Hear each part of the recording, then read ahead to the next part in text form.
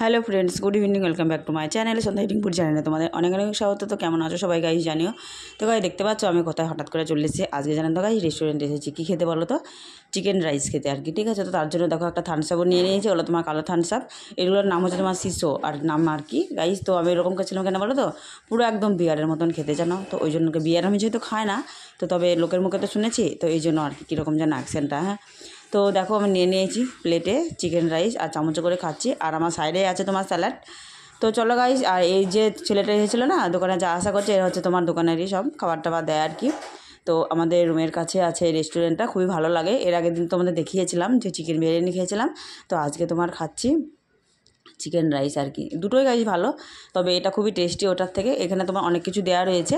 তোমার চিকেন রাইসে দেওয়া রয়েছে তোমার পেঁয়াজ, কাঁচা লঙ্কা, ডিম, তোমার কুচু কুচু করে মাংস কেটে ভাজে, মানে সব কিছু দেওয়া হয়েছে। যাই হোক, মিক্স রাইস আর কি, ঠিক আছে। খুবই খেতে খুবই টেস্টি। আর তার সাথে তোমার থামস আপ নিয়েছি, জানোই তো, পুরো একদম জমে গেল।